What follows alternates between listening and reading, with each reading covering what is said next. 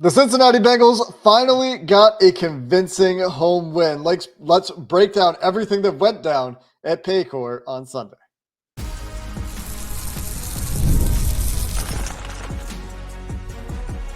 You are Locked On Bengals, your daily Cincinnati Bengals podcast. Part of the Locked On Podcast Network, your team every day. What up, Bengals fans, and welcome to another episode of the Locked On Bengals podcast. The Cincinnati Bengals defeated the Las Vegas Raiders 41-24 in a game that was honestly more separate than the score suggests.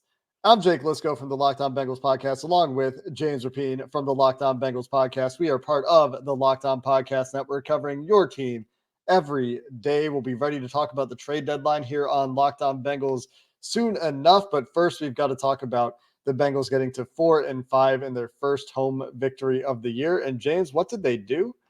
They went and did the thing we've asked them to do a few times this year, and well, they just scored 40. Shout out to the everydayers, by the way. Shout out to those of you who make us your first listen, and welcome into those of you who are new to the Locked On Bengals podcast and haven't heard us say just score 40 before this season because this is your first show. Trust me, it's something that we've said before. The Bengals accomplished that goal today against the Las Vegas Raiders. And James, to me, this is a game that showed you how great Joe Burrow can be because he was absolutely phenomenal in this game. There were more standout performers, of course, but as always, or as is typical, I guess we could say, it starts with number 9. It does. I mean, he set the tone because the Raiders came out and they drove 11 plays, 70 yards, scored a touchdown, and it's like, oh crap. Oh crap. What is going to happen? And yet 40 or 65,000 fans rather that were nervous. And Joe Burrow calmly led the Bengals downfield, moved in the pocket very well, was seeing the field well, and the run game got going a bit. And there were 2 plays on that opening touchdown drive outside of the touchdown that stood out the most to me. The first one is a 2nd and 1. Chase Brown runs for 9 yards, and it's 2nd and short. And Max Crosby beats Amarius Mims on the inside and should have sacked Joe Burrow. But Joe Burrow makes a heck of a move and flips it to Chase Brown for a first down, which was huge.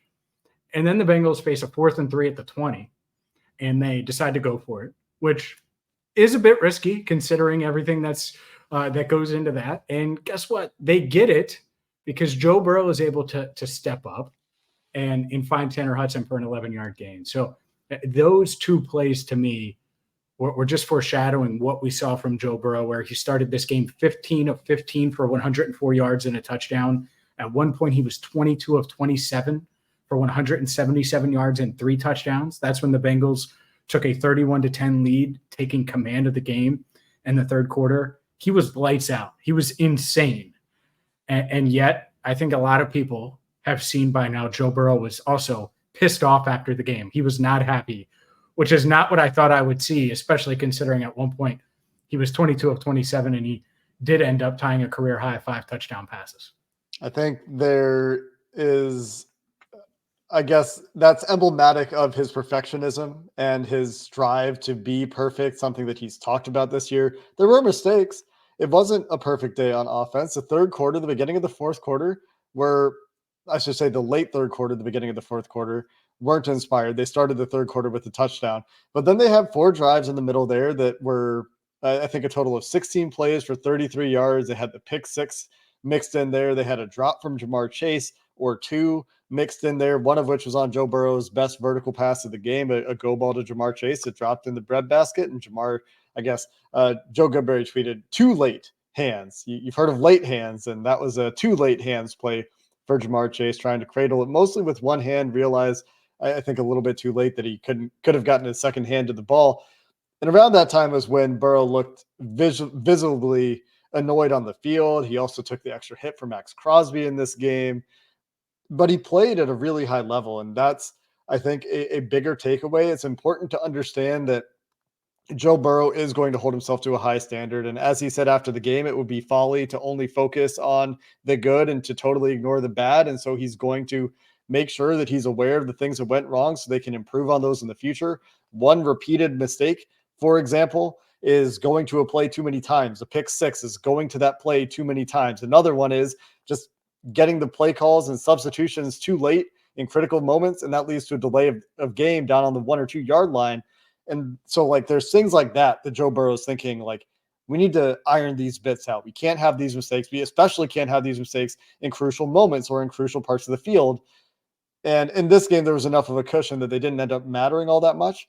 And it's overshadowed to me by how well Burrow commanded this game. When you're listing those stats, yeah, there's a great completion percentage there, but the yardage total isn't that high. There's a lot of underneath stuff in this game, a lot of matriculating the ball down the field in this game. But Burrow's pocket movement was awesome in this game. You alluded to that earlier. That's when Joe Burrow is at his best, is when he is evading rushers and making plays happen outside of structure. His first 4 touchdowns come when he's flushed from his spot one way or another and making plays under pressure for touchdowns in big moments. He was really good in that capacity in this game. And when his pocket movement, pocket awareness reaches this level, that's when you see the really, really great top level performances from Joe Burrow that we've seen from him with the Cincinnati Bengals. And you saw from him when he became that first overall pick prospect at LSU. For sure. And by the way, that's how they had to play today. They had no one that could go vertical outside of Jamar. And guess what?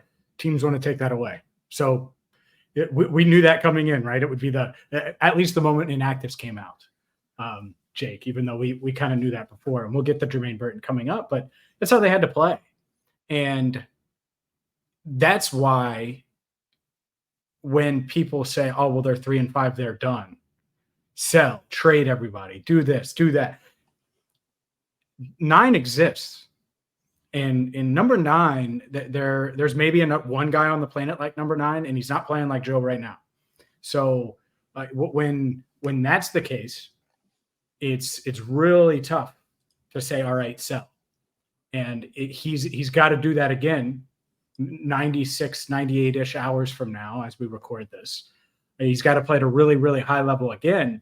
And I think that's part of why he had the attitude he had. It's like, man, we got to be buttoned up here. We can't have these stupid issues against the Raiders at home when we're about to go into a madhouse 4 days from now with our season on the line. And I like that attitude. I like that mindset. I like that he's like, all right, well, we dropped 40 on the Raiders, but that's not going to help against the Ravens, who also dropped 40, by the way, and just kicked the crap out of Denver. So I do like that. And I think that attitude, that mindset that he had was felt by at least some of the veterans. I didn't talk to every single veteran in there, but multiple veteran guys, key pieces, starting level players that are going to play a factor 4 days from now. But yeah, Joe Burrow playing at an extremely high level right now. Really impressed by him. That opening drive set the tone for this game. And I say it a lot, but well, at least after wins, when you win and then there's some mistakes to clean up, it's almost the best of both worlds because you get the win, but then you can also be really critical of yourself and annoyed and have that extra oomph to get better. Now, it sucks because it's a short week, so that extra oomph better kick in right away. At the same time, I do think the main takeaway, and we hadn't even planned the show around Burrow, but I do think that the main takeaway is Joe Burrow's awesome. And anytime you have an awesome quarterback, regardless of the drama or the injuries or the guys that you don't have, it can hide a lot. And it hit a lot today against a flawed Raiders team. Yeah, it overcame instances where the initial play call or the intent of the play wasn't there, and the Bengals scored touchdowns on those plays instead of taking negatives or mediocre plays because Joe Burrow was playing at such a high level in this game. From the touchdown to Mike Gesicki, which was, I think, his best pocket movement of the game, where Max Crosby comes free on a stunt through the A gap, and Joe Burrow is able to maneuver around and stay in the pocket and locks eyes with Gesicki in the scramble drill before finding him open in the corner of the end zone. That's an extremely high level of play, not to mention the throw to Drew Sample, the Chase Brown throw. And so a couple of other guys that did stand out on offense in this game, maybe that's where we go next. Mike Gesicki, awesome game, and a really high level game, I thought, for Chase Brown, who had a monster workload in the wake of the Zach Moss injury, which really highlights, again, a depth issue that we're going to be talking about, I think, in less than 24 hours here on the show, James, where they are dealing with some injuries right now that might force them into some moves. Maybe not. Maybe they'll deal with Kendall Milton and, whoever the next man up at tight end is, depending on what happens with Eric Hall. But some of the injuries in this game might have some, or this week and this game might have some lasting repercussions as well. We will stay on the topic of the offense to wrap up there before getting to the defense that honestly played a pretty dang good game today as well against a battered and low talent, frankly, Raiders offense. We will discuss those topics here as we keep the show going coming up next.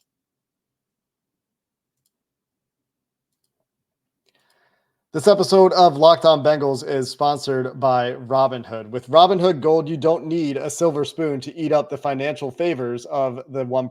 Robinhood Gold allows others to get the rates and perks usually reserved for the high society. Now, the resourceful individual with Robinhood Gold can earn the very liberal rate of 4.5% APY on uninvested cash and be rewarded with a handsome 3% retirement boost on an IRA account. Robinhood Gold provides the privileges of a high net worth for any net worth. These generous benefits are now available for only $5 a month. The new gold standard is here with Robinhood Gold. Sign up now at robinhood.com/gold. Terms apply. For specific product disclosures, visit robinhood.com/gold. Investing involves risks. Rate may change. Gold membership is offered by Robinhood Gold, LLC. Today's show is also brought to you by Prize Picks. Prize Picks is daily fantasy the way it should be. What do I mean by that? Well, you can join over 10 million members, and those members have won billions of dollars in winnings with fantasy sports that is accessible to all. Here's how it works. You pick 2 to 5 stat projections and whether the player is going to go for more than or less than those stat projections. Maybe you think Jamar Chase is going to have over his Prize Picks projection for receiving yards against the Ravens, or Joe Burrow is going to throw for over his passing yards projection. You can put those together and win up to 50 times your money. It is that simple. And all you have to do is download the Prize Picks app today and use code LOCKEDONNFL to get $50 instantly after you play your first $5 lineup. Again, download the Prize Picks app and use code LOCKEDONNFL to get $50 instantly after you play your first $5 lineup. Prize Picks, run your game. James, I alluded to big days for Chase Brown, Mike Gesicki. Could have been an even bigger day for Joe Burrow and Jamar Chase. Had a couple of passes that you could call drops been completed. Jamar Chase was awesome, however, early in this game, dragging guys for additional yardage and first downs at times. And so while there is clearly a problem there when you don't have Jermaine Burton, and that's a topic that we will discuss, and T. Higgins is still dealing with an injury, and now you have Eric All, who now is dealing with an injury, there's something that needs to be addressed there. I think there were other guys that stepped up in this game, and it's worth shouting those guys out as well. Well, for sure. Mike Gesicki was awesome. Mm-hmm. He was. And almost even better with that sideline catch. Yeah, I think you're right. I mean, that catch, it had that, he gets both feet in on that touchdown. It's a touchdown of the year candidate. And he still finished 5 catches, 100 yards on 6 targets, had the 47-yard touchdown that really put a bow on this game. You're right. Jamar Chase wasn't great. But to me, and Joe Burrow completed passes to 8 different guys.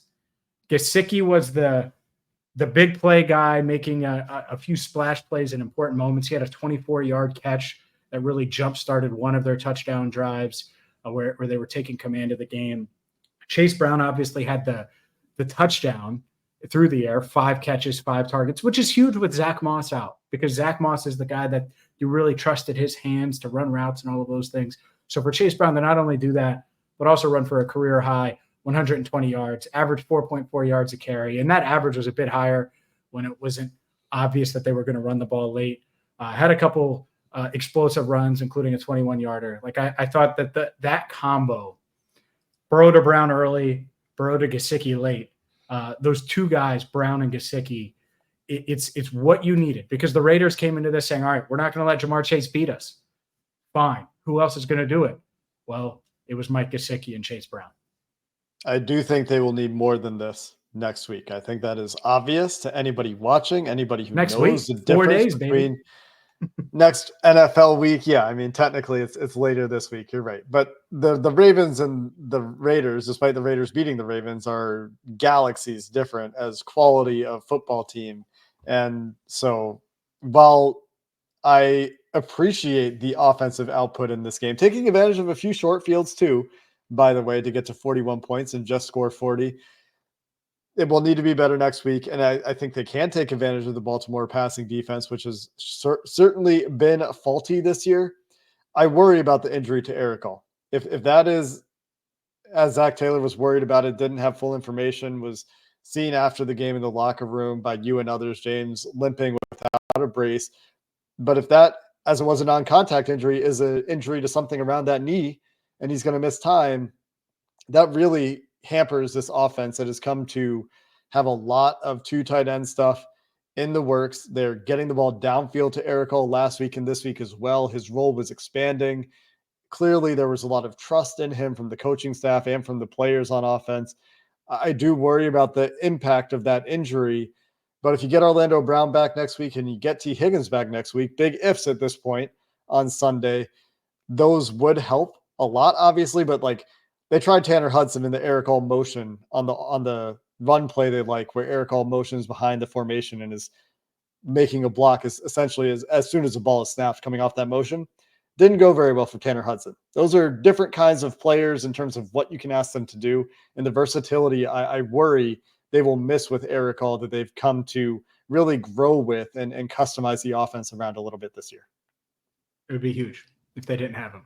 A huge. I mean, that's the kind of tight end they want, is someone who, and he had 2 catches for 24 yards, looked like he was going to have a big day through the air, like be pretty involved in the passing game as well, not just Mike Gesicki. And so when you have a guy that you're confident in, and they are, and him as a blocker, loves to block, but also can make catches like that and run good routes and be pretty dynamic from a tight end position, it's huge. And so hopefully it's okay. Hopefully it's not as serious as it appeared, but we'll see. That's the same right knee that he had surgically repaired, had a torn ACL last October in that knee. So hopefully it's not that serious. We'll see. I'm sure we'll have an update in the next day or two. But it seems unlikely that he's going to play Thursday. Maybe, right? Maybe there's some magic that they can work and get him on the field Thursday. But that means you're going to have to pivot on the fly. And that's the challenge with these short weeks. The other thing that I look at with this offense, and I did think that they overcame it enough, but I do wonder is, all right, well, Chase Brown, he's getting a ton of snaps, but are you just banking on him as a pass blocker? Are you going to rely on Travion Williams there? Like Zach Moss is going to miss time. We haven't covered this. I don't know why I'm acting like Zach Moss is probably out for the season, and he's probably going to go on injured reserve this week. And so I don't have all the details of how he suffered the neck injury on Friday or anything like that, but it's a very serious injury. He's going to miss significant time. What happens there, I don't know. That'll tie into tomorrow's show as well when we talk about the deadline. But that's huge blocking pieces when you're talking about Eric All and Zach Moss. They overcame it today against Max Crosby. It's different on the road in Baltimore, everything that comes with that. So certainly something that we'll keep an eye on. Just in the long term in general. I mean, losing both of those guys as blocking pieces that you come to rely on will matter. And it's something where probably they will have to, again, rely on Drew Sample a little bit in that role. We only saw it a little bit in this game, but we did see Drew Sample lined up in the backfield. I think he motioned out on the play that I'm thinking of on, I believe it was a third down. I can't remember though, but wouldn't be surprised to see Drew Sample reprising his role as a third down back at times this year, because Chase Brown did need to leave the first half early. He went to that locker room early to go get an IV, I assume. I guess that wasn't confirmed, but that had all the looks and appearances of him just taking the 20-second head start with 20 seconds or 30 seconds left in the first half to go get that IV, because he played more than he has, I think, in his NFL career. 59 snaps for Chase Brown, according to PFF charting, out of 74 snaps, and the official snap count was a little bit lower. This includes a couple of plays with penalties, I think, but you get the idea. He played a lot.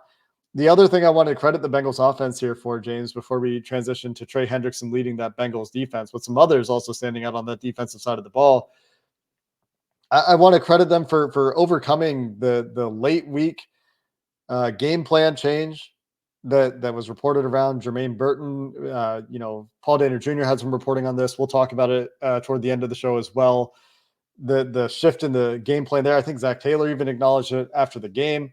And then you lose Eric All in the middle of the game. You have to make another big adjustment from a game plan that was going to be heavy 12 personnel, 2 tight ends, heavy 3 tight ends.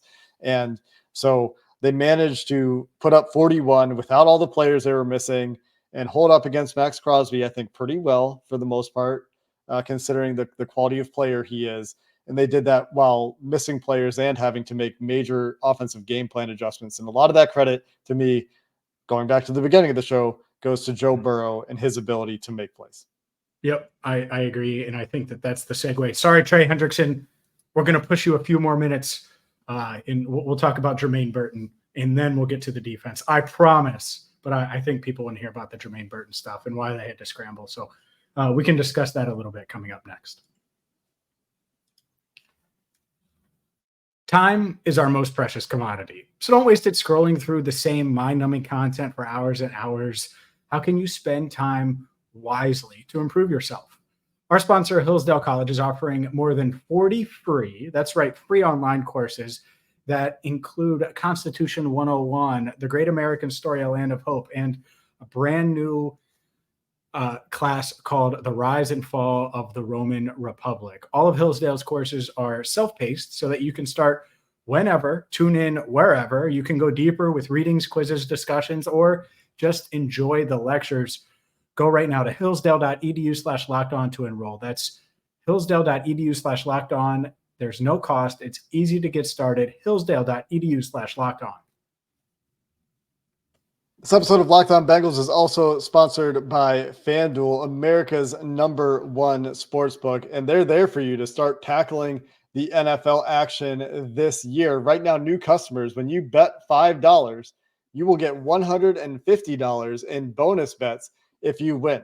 This would have been a great week to do it with the Bengals handling the Las Vegas Raiders. But if you have confidence in the Bengals next week, or you think the game might go a different way, there are a ton of options for you with FanDuel's Sportsbook. And if you win that first $5 bet, you will get $150 in bonus bets. The FanDuel Sportsbook app gives you everything you need to place live bets on the NFL all in one place. So when you get a hunch in the middle of the game, you can check out the latest stats.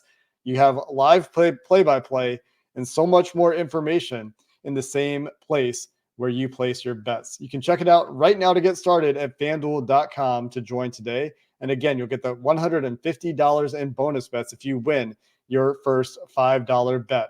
That's FanDuel.com, where you never have to waste a hunch and you can make every moment more with FanDuel, the official sportsbook partner of the NFL.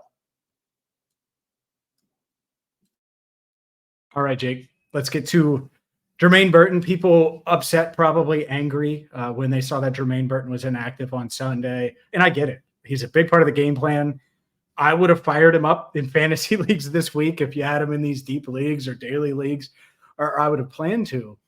And it's pretty simple. He was a big part of the game plan. Joe Burrow, Zach Taylor praising him all week. The team rallying around him a bit, knowing that this was a must win, knowing that he has talent. And, well, he stubbed himself in the toe, so to speak. No call, no show on Saturday. Multiple sources told me. And I talked to his agent. I could pull up the text. Talked to his agent about it, and he basically said, I'm paraphrasing, but he said that Jermaine's got to grow and mature. And obviously he was inactive for a reason. And so who knows if there's more there to it than that. But a Saturday walkthrough is super easy. Like any of our listeners, you, me, anyone can make it to a Saturday walkthrough and like participate. Like it's not like you have to run 60 routes or something like that. And so that's what I know. Maybe there's more there, maybe there's not, but that's at least part of the reason why he was inactive on Sunday. It's easy to speculate based on the fact that this is his second healthy scratch, that this isn't his first disciplinary issue, that it's come to a repeated issue at this point. It's impossible to know exactly what the details are. And Zach Taylor saying after the game that he has to take care of his business, multiple Bengals talking about doing the little things or needing to get him the support he needs to find stability and his platform to succeed in the NFL. Whatever they're doing right now is not working well enough, and it's disappointing for so many reasons. One, it's disappointing that a player would just no call, no show to a Saturday walkthrough when that's a very basic and important part of your job as an NFL player, is to show up for practices and walkthroughs, et cetera. You don't do that. That's like mind-blowing stuff to me, right? Like that's crazy levels of insubordination that go beyond what I imagined was going on with Jermaine Burton that I thought was all quite little. And it was interesting to hear it described as like you need to do the little things right when you have all the potential that Jermaine Burton has, because to me, that's a big thing. Like showing up for work, that's a big thing. But when people say that, like, it's because it's easy. Yeah. It's the easiest thing. But it's so big. It's not play. Oh, for sure. Well, obviously, right? It's so big that he's inactive after the game plan for 6 days, not 6 days, but all week, thinking that 81 is going to get 15 targets. Like, not that many, but Germaine might get double-digit targets if he had played today. Like, very realistically, you could have seen Germaine get a ton of targets, downfield stuff, off-script stuff. Maybe, like, who knows? And so that's just what's so frustrating about it, right? Is that they had put all this in, and we talked all week about it because they were talking all week about it. You could see the writing on the wall from the film last week, and the way that he bounced back from being a healthy scratch and was putting the momentum was there, and he knew the opportunity was there. It's not like he just like was going to find out Saturday, like, hey, by the way, Germaine, we're going to get you 10 targets tomorrow if you show up to work today. They weren't keeping it for a surprise. He knew, and with that knowledge, that something happened that he didn't show up on Saturday, or he made a decision, or he made a series of decisions. And on the one hand, like, I don't think, by the way, I've seen this speculated, so I'll just say that. I don't think, and I guess I can't speak for it, but this wasn't him being like, oh, I should have been used more earlier, and so I'm not going to show up. Just to be clear, this is him being irresponsible is definitely the way to describe it. And so yeah, I'm confident in saying that part.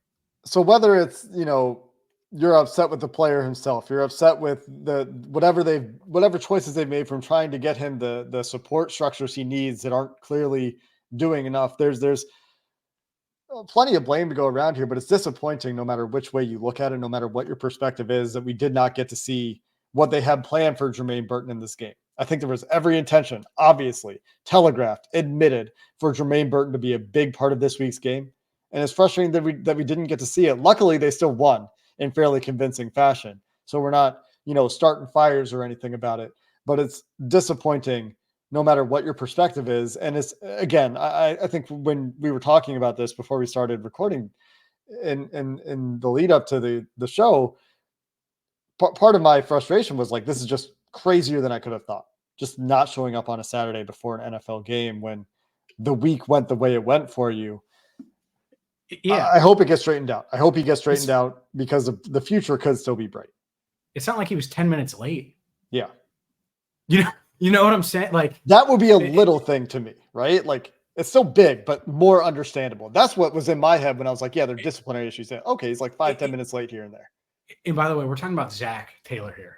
If there was a reasonable reason, this doesn't become a thing, right? He'd be like, all right, well, clearly it was something dumb. It just was. Otherwise, Zach would be like, all right, fine, we're still going to give you, you're still going to be active. I mean, they called up Kendrick Pryor. Yeah. Who caught his first NFL catch today. Good job, Kendrick, by the way. You run the right route, you get 9-yard catch. No, I mean, heck yeah. All right, let's get to Trey Hendrickson. Trey Hendrickson, domination. Just domination against some of these backups. The Ravens get dealt with some injuries, and so Trey Hendrickson took advantage of it with a career day, 4 tackles, 7 quarterback hits, 4 tackles for loss, and 4 sacks, a forced fumble, a pass defense. Trey Hendrickson, just a monster, especially in the second half. I think all of those tackles for loss were sacks. If you're looking at the ESPN box score, I think those are counted the same. The stats I'm looking at have. Oh, where did you get? I'm not looking at the ESPN, the official NFL box. Interesting. I think they also double count them because in total I see Hendrickson with 4 sacks and no other tackles, but perhaps I am missing something there. Regardless, a monster day for Trey Hendrickson as a pass rusher, taking advantage of an offensive line for the Raiders that we thought was suspect. And not just Trey, but definitely led by Trey, who had that monster game. We had some complimentary flashes from Miles Murphy, from Joseph Osai, from Chris Jenkins, from even McKinley Jackson on one play that led to a Trey Hendrickson sack. And also a promising day with some really good success for Jermaine Pratt as a blitzer. The pass rush in general was working in this game against a really depleted and not very good Raiders offense, especially when Gardner Minshew left the game. Desmond Ridder was not equipped to deal with the kind of pressure the Bengals were bringing to bear. And you can see what a difference that makes for defense, right? Like, not to say that the Raiders are great or anything, but even poor offenses are going to look way worse when your pass rush is working. And it was nice to see the pass rush working in a game where we thought it had chances to work. I mean, and especially when Colton Miller left, and especially then when Andrews Pete left and they were down to their third left tackle. Trey Hendrickson should have gone off, and he did. He took ample advantage of that matchup. Yep, he did. He deserves a lot of credit. I mean, putting up some huge numbers as of now, leading the NFL in sacks. Just insane. But you're right. It was a collective effort. And by the way, that's how it should look against bad teams. Mm-hmm. That's what good teams do to bad teams with backup offensive linemen and backup quarterbacks. They do that.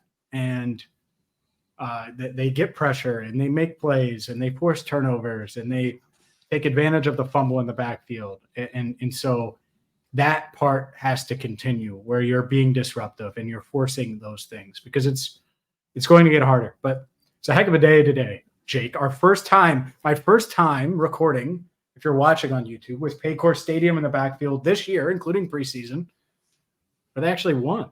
There we go. Shout out to Mike Hilton as well on defense, who was generally awesome in this game, awesome in run support, awesome in the screen game. And Jordan Battle for a really nice pass breakup early in the game to get the defense's first stop. Essentially manned up on the point of a bunch against Brock Bowers, playing the ball through the catch point and raking it out from Brock Bowers, who early was a concern, man. Like they tried 3 different guys, 3 different approaches. They tried DJ Ivy, they tried Jordan Battle, they tried zone. And it looked like Brock Bowers was just going to do Brock Bowers things. And he's still really good. And he had a really good game. And he finished with a touchdown against the Bengals backups late in the game. But shout out to Jordan Battle for helping to get the Bengals off the field for that first stop before the Raiders kind of fell apart thereafter. In a nice effort from the defense, doing what they should have done for the most part against a Raiders offense that just isn't good enough. And like you said, it gets much tougher. So while we were concerned about the start, that first drive for the Raiders, that's what Q told me might happen. The Raiders have been good on their scripted drives and have fallen apart after that. That is exactly how this game went. The turnovers remain an issue for the Raiders. And now we got a short week. We got a short week to cover the trade deadline and get ready for Baltimore and hopefully get some new acquired players up to speed in time to play in that game. Hey, Duke, Bengals front office, time to make a deal. And don't wait till Tuesday at 4. I want to be back with Jake on Sunday night doing a trade deadline special because it's a short week, which means that I want to do some kind of, oh my God, they traded for this guy. He's going to be in the building Monday, passing his physical and getting ready for Thursday night against the Baltimore Ravens. So we'll see if that happens. If it does, we'll obviously have you covered. I'm trying to speak it into existence, Jake. Otherwise, we could talk about the trade deadline on Monday afternoon. We're going to post our show a bit earlier on Monday. Our trade deadline special. So stay tuned for that if nothing happens between now and then. And hopefully this is a year they make a move. Reports, Diana Rossini, Jeremy Fowler indicate that they are earnestly exploring moves. Rossini going so far as to quote a GM who had talked to the Bengals about a trade, the GM informing her that they were seriously actually looking to get some help. That help apparently targeted so far on the defensive side of the ball. Curious to see if Sunday changes that at all with the injuries they have at running back and a tight end now potentially. Receiver.